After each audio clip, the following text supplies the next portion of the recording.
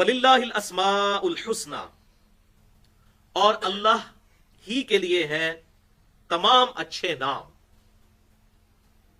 फदऊहु बिहा, बस उससे दुआ करो उसके नामों के जरिए, उसको पुकारो उसके उन अच्छे नामों के जरिए। वदरुल्लज़ीना युल्हिदून फी अस्माइह, और जो लोग अल्लाह ताला के नामों में कजरवी इख्तियार करते हैं उनको उनके हाल पर छोड़ दो। सयुजज़ौना मा कानू यामलून, अन करीब जो उन्होंने करतूत किए हैं उनकी वो सजा पा जाएंगे। यानी जो अल्लाह ताला के नामों में कजरवी इख्तियार करते हैं। तावील खास के एतबार से तो मुशरिकीन अरब के बारे में है कि उन्होंने अल्लाह ताला के नामों के खुद से मोनस रख लिए थे। अल्लाह ताला का नाम है अल अजीज, तो उन्होंने इससे मोनस उज्जा नाम का एक बुत डिवाइस कर लिया था, उसकी मोनस बना के। जबकि अल्लाह तबारक व तआला की तो कोई बीवी नहीं है, ना अल्लाह ताला की कोई बेटी है, ना बेटा है। अल्लाह तो अहद है, अकेला है। अल्लाह समद, लम यलिद वलम यूलद वलम यकुल लहू कुफुवन अहद, और उसकी बराबरी का कोई भी नहीं है। तो इस तरह की कजरवी उन्होंने अल्लाह ताला के अस्मा में इख्तियार कर ली थी। तो अल्लाह ताला फरमा रहा है इनका अंजाम तो अनकरीब ये क़यामत वाले दिन देख लेंगे।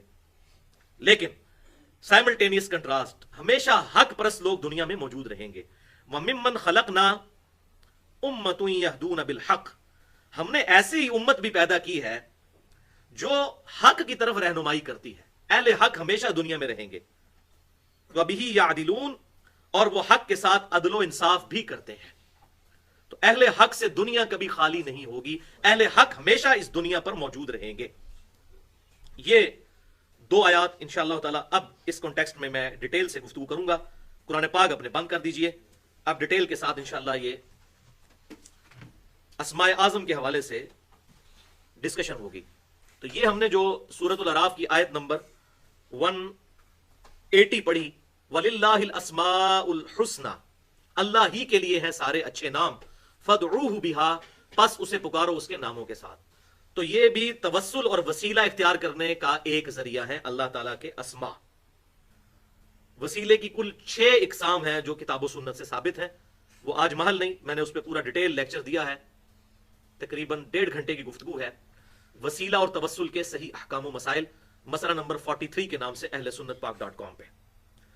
उन 6 में से 5 वसीले ऐसे हैं जो किताब व सुन्नत से सही साबित हैं, और एक ऐसा है जो साबित नहीं है। और जो 5 साबित हैं उनमें से पहला वसीला मैंने यही बताया था उसमें, और यही आयत पढ़ी थी कि अल्लाह ही के लिए हैं अच्छे नाम, उसको उसके नामों के जरिए पुकारो।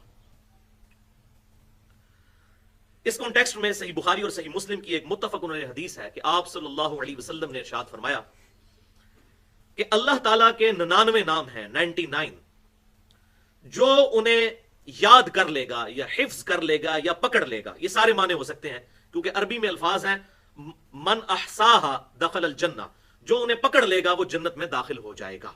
ये सही बुखारी और सही मुस्लिम में है। और बुखारी और मुस्लिम के दूसरे तुरुक में इसके साथ वो अल्फाज भी हैं कि अल्लाह ताला वित्र है, यानी अल्लाह ताला ताक है, यानी अकेला है। ऑड, वित्र अरबी में कहते हैं ऑड को, उर्दू में हम ताक कहते हैं। अल्लाह वित्र है और वित्र से मोहब्बत करता है। तो इसका सही तुरुक भी अल्हम्दुलिल्लाह सही बुखारी और मुस्लिम में हमें इस हदीस के साथ मिल गया। लिहाजा इसी से इज्तिहादन कई एक बातें लोगों ने जो डिवाइस कर ली हैं, तो उसमें कोई ऐसा शरी फतवा नहीं लगता। मिसाल के तौर पर नमाज जनाजा में लोग ताक सफ़े बनाते हैं कोशिश करके, तो इसमें कोई शरी तौर पर ममानियत नहीं है। लेकिन अगली साफ मुकम्मल नहीं हुई और जबरदस्ती ताक बनाने की कोई कोशिश करेगा तो पिछड़ों की नमाज ही नहीं होगी। तो ये नहीं काम होना चाहिए। तो कहते हैं जी ताक अल्लाह ताला पसंद करता है, अल्लाह ताला ताक पसंद करता है, इसमें कोई शक नहीं है। नमाजों की फर्ज रकतों की तादाद भी दिन रात में 17 है। 2 फजर के, 4 जोहर के, 4 असर, 3 मगरिब, 4 इशा, ये भी जो है वो ऑड बनते हैं। इसी तरीके से तवाफ़े काबा के जो चक्कर है वो भी 7 हैं। लेकिन जन्नत के 8 दरवाजे हैं। अल्लाह के हरूफ 4 हैं, अलिफ लाम लाम हा, और मोहम्मद के भी हरूफ 4 हैं, मीम हा मीम दाल। तो चाहे जुफ्त हो या ऑड हो, ये दोनों ही अल्लाह के हैं। इसी तरीके से हमारी जो नमाजों की फर्ज रकतों की जो तादाद है, मगरिब को छोड़ के सारी इवन है। 2 फजर के, 4 जोहर के, 4 असर के और 4 इशा के। तो बहरहाल वित्र अल्लाह ताला को इस हवाले से पसंद है कि अल्लाह ताला खुद भी ताक है और ताक से मोहब्बत करता है। अच्छा, अब जामिया तिर्मिज़ी में इंटरनेशनल नंबरिंग के मुताबिक एक हदीस है 3507, जिसमें 99 नाम गिनवाए गए हैं। सैयदना अबू हुरैरा रज़ियल्लाहु ताला अन्हु से रवायत है, और उसी रवायत को पकड़कर जो हमारे कुरान पाक पाकिस्तान से प्रिंट होते हैं, उन्होंने वो छाप दिए हुए नाम 99। قرآن کے شروع میں 99 نام اللہ تعالیٰ کے اور قرآن کے اینڈ پہ نبی صلی اللہ علیہ وسلم کی طرف 99 نام انہوں نے منسوب کیے ہوئے ہیں. حالانکہ دونوں طرف جو نام ہے ان میں سے اکثر نام کتاب و سنت سے ثابت نہیں ہے. اور وہ جو روایت ہے 3507 وہ تمام محدثین کے نزدیک پکی ضعیف روایت ہے. اس میں ولید بن مسلم مدلس ہیں اور ان سے روایت کر رہے ہیں. اس کے علاوہ بھی کئی ایک سکم موجود ہیں. تو وہ روایت کسی بھی محدث, چاہے وہ قدیم محدث ہوں یا آج کے دور کے محدث ہوں, شیخ البانی ہوں یا شیخ زبیر علی زئی ہوں رحمہم اللہ, کوئی بھی اس کو اصول محدثین پر صحیح نہیں سمجھتا. تو یہ 99 نام ضروری نہیں کہ اللہ تعالیٰ کے 99 ہی نام ہیں. اللہ تعالیٰ کے سینکڑوں نام کتاب و سنت سے ثابت ہے. تو 99 کا عدد بعض محدثین اس طرف بھی گئے کہ اس سے مراد کثرت بھی ہو سکتی ہے, ایک کثرت سے نام ہے, ان ناموں کے ذریعے اللہ تعالیٰ کو پکارا جائے. اور اگر کوئی 99 کی بات بھی کرتا ہے تو وہ خاص کوئی ڈیفائن نہیں ہے کہ کون سے 99 ہے, کوئی سے بھی 99 جو صحیح سند سے ثابت ہو. اس معاملے میں اگر کسی کو شوق ہو تو شیخ زبیر علی زئی رحمہ اللہ نے شرح حدیث جبریل کی ہے, جو بخاری اور مسلم کی متفق علیہ حدیث ہے. حدیث جبریل صحیح مسلم کی بلکہ کتاب الایمان میں پہلی حدیث یہی ہے. اس کی جو شرح ایک عرب عالم نے وہ اس کی شرح لکھی تھی, اس کا اردو ترجمہ کیا اور ساتھ تحقیق بھی کی. اس کتاب کے اینڈ پہ انہوں نے 99 نام قرآن پاک اور صحیح الاسناد احادیث سے جمع بھی کیے ہیں. وہ الحمدللہ کتاب میرے پاس ہے. انٹرنیٹ پہ بھی جو یہ ویب سائٹ ہے kitabussunnah.com, اس پہ PDF اس کا رکھا ہوا ہے, اس کو ڈاؤن لوڈ کریں تو وہ 99 کے 99 نام ایک ایک نام کے آگے لکھا ہے یہ فلاں آیت سے ہے, یہ فلاں حدیث سے ہے, پورے ریفرنس کے ساتھ الحمدللہ تخریج اور تحقیق کے ساتھ انہوں نے نقل کر دیا ہے.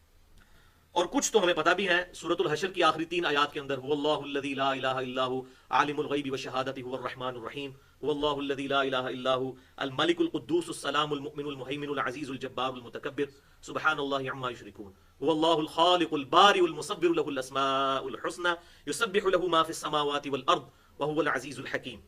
تو کتنے اسماء اس کے اندر بھی آگے. اسی طریقے سے سورۃ الحدید میں بھی آتا ہے والاول والآخر والظاہر والباطن. تو قرآن پاک میں کافی سارے نام موجود ہیں اور احادیث کے اندر بھی. تو یہ 99 سے زیادہ بن جاتے ہیں.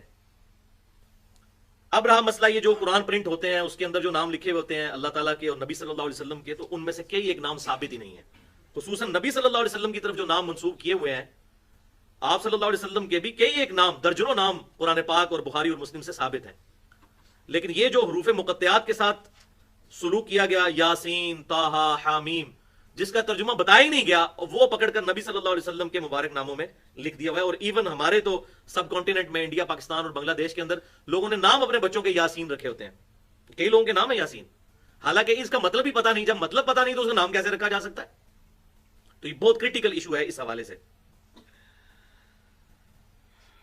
اچھا, بعض لوگ اب اس آیت وَلِلَّهِ الْأَسْمَاءُ الْحُسْنَى فَادْعُوهُ بِهَا, اس کے تحت یہ کہتے ہیں کہ اللہ تعالیٰ کے لیے گاڈ کا لفظ یا خدا کا لفظ نہیں بولا جا سکتا کیونکہ یہ کتاب و سنت سے ثابت نہیں ہے. تو یہ بات یاد رکھیے, یہ اللہ تعالیٰ کا ہم نے کوئی اسم نہیں رکھا, بلکہ اللہ تعالیٰ کے ناموں کی ٹرانسلیشن کی ہے اور اس کو سمجھانے کی کوشش کی ہے. نام اس کا گاڈ نہیں رکھا. اب ایک انگلش جاننے والے کو بتانا پڑے گا گاڈ, فارسی جاننے والے کو خدا بتانا پڑے گا. لہٰذا اس حوالے سے میں سمجھتا ہوں کہ مولانا مودودی رحمہ اللہ نے جو ترجمہ کیا وہ سب سے بیسٹ ہے.